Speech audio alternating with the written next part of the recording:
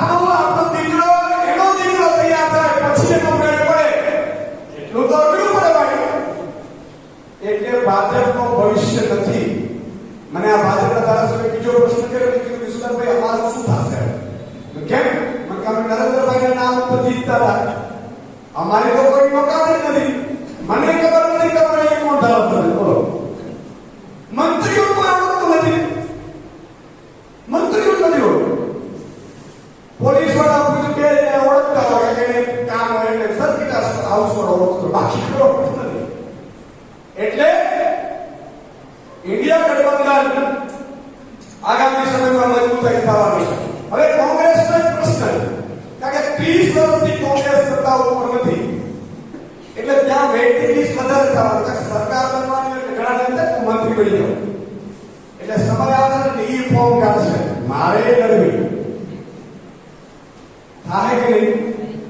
અને 30 વર્ષથી બિચારો કાર્યકર્તા હશે એને લડવી હશે તો ત્યાં કોમ્પિટિશન છે, અહીંયા કોમ્પિટિશન નથી. રાધિકાબેન જ્યારે મારી પાસે આવ્યા હતા, અમુક આ બધું હાલત થાય ને વાવાઝોડું આવે ને એટલે વાવાઝોડામાં ક્યારે સામે ઉપર નહીં પકડી બેસી જવાય. આ વંટો બધો જોયો. ઘણા બિચારા આપણા આમ આદમીના પણ હારા કાર્યકર્તા હોયા છે, મને એનો અફસોસ છે. હવે પસ્તાય છે પણ પાર્ટીમાં જનારા વ્યક્તિને મોટો હોદ્દો આપવામાં નહીં. કાર્યકર્તા તરીકે આવું હોય તો મોસ્ટ વેલકમ, બરોબર છે કે નહીં? કારણ કે હવે તમારો હું ગુનો, મારે નેતા તમને બનાવવાના. તો રાધિકાબેન જ્યારે આવ્યા મને કે સાહેબ આપણું ભવિષ્ય પ્રત્યે ચિંતા ના કરો, કામગીરી ચાલુ રાખો. આગામી સમયમાં સોના જેવું સમય કોઈ પાર્ટીનું ગુજરાતમાં આવી રહ્યું છે તો માત્ર આમાં. અને એટલા માટે જુઓ તમે છેતરભાઈ વસાવા આમ આદમી માટે તો સાંસદ રહ્યા, મજબૂતાઈ ગયા. ગુજરાતમાં એક જ ચાલતા હતા, ભલે થોડા ઘણા સંગઠન બીજા કામ આ કરે. હવે આવતી વખતે મને કહો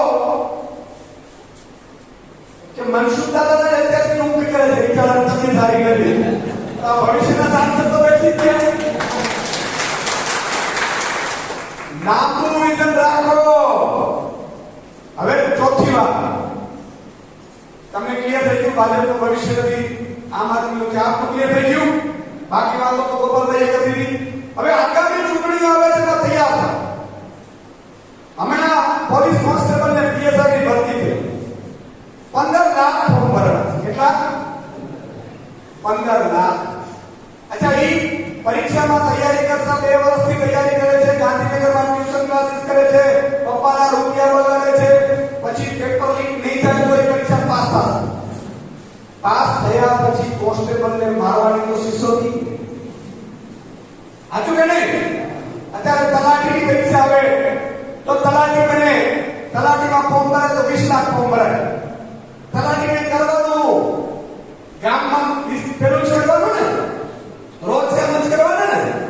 મિત્રો, હું આપને એમ કહું છું કે આમ આદમી પાર્ટીમાં તમારા માટે તક છે. કાલથી નક્કી કરો, 5 ગામ પકડો, 5 ગામમાં તમારી 10, 15, 20 લોકોની ટીમ બનાવો, વિઝિટિંગ કાર્ડ બનાવો, તમારા રૂપાના ફોટા વાળો પાછો ઓળખાય. ઘણા લોકો મેકઅપ લઈને ઓળખે નહીં એવું નહીં મળે. ઘણા લોકો ફોટા પડાવે એટલે શૂટ બૂટમાં પાછું ઓળખે જ નહીં, પોતે પોતાને ના ઓળખે એવું નહીં. વિઝિટિંગ કાર્ડ વાળો ફોટો બનાવી અને 5 ગામોમાં 3 મહિના મહેનત કરી લ્યો. તાલુકા પંચાયતના સભ્ય બની અને સાહેબ તાલુકા પંચાયતના સભ્ય તમે બની ગયા, મહિનામાં 17 ની મીટિંગ થતી હોય, 40 કલાકીઓ તમને સાહેબ સાહેબ કઈ થતા હોય. મૂકો નોકરીઓ, માલિક બનો.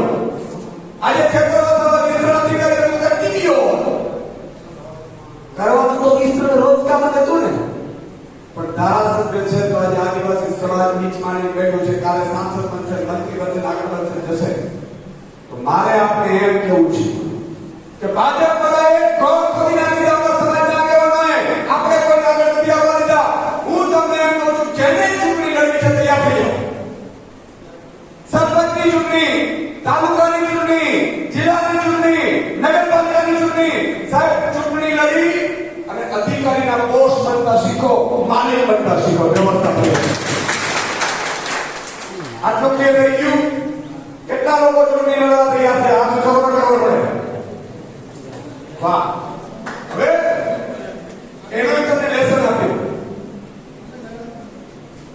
5 થી 15 લોકોની તમારી ટીમ બનાવો પર્સનલ કેસ અને ટોપી પહેરવાના અત્યારે માનો નગરપાલિકામાં છોટાઉદેપુરમાંથી પ્રોપરમાંથી કેટલા છે આ તો છોકરો મને ખબર પ્રોપર છોટાઉદેપુરમાંથી છે અચ્છા તમે એક 10 15 25 લોકોની છોટાઉદેપુરની ટીમ બનાવી લો નગરપાલિકાની તાલુકા જિલ્લામાંથી લડવા માંગે છે 5 કચેરીમાંથી કેસ અને ટોપી કરી 5 ગામને ટાર્ગેટ કરો ત્યાં સમિતિઓ બનાવો અને ત્યાં જો ટીડીઓ પીએસઆઈ મામલતદાર અને ચીફ ઓફિસર આટલા લોકોને તમારે હાજરવાના હોય આમ તો એની દવા તમને આપો કારણ કે આ ધંધો જ આવી તમારે શું કરવાનું ધારના જે અંદાજ આવે છે એનું લિસ્ટ બનાવી દો અને પીએસઆઈ ને ફોન કરવાનો કે ભાઈ અહીંયા હાલે છે પણ હું તમારા ઉપર તૈયાર રાખું છું સારો માણસ છું મારું કામ આવે મારા 5 ગામના લોકો 10 ગામના લોકો કે આવે હું ફોન કરું એટલે છૂટી જવાય આ દવા આપું છું તમને એ એમ કે દારૂ ના લાગો તો વિજિલન્સ ને કહીશ આરામ છે ને કહીશ આ 2 નંબર તમારે લખી રાખવાના એને કયો રેડ પડે એટલે પીએસઆઈ સસ્પેન્ડ સાહેબ ભાજપ વાળા તો બદલી કરાવી શકે તમારામાં તાકાત છે એની ઘર બેઠા કરી શકવાની તાકાત છે ટીડીઓમાં ગામોની વિઝિટ કરો તલાટીને કયો કે ભાઈ લિસ્ટ આપો મને મનરેગા શેનો મનરેગા બહુ મોટા કૌભાંડો છે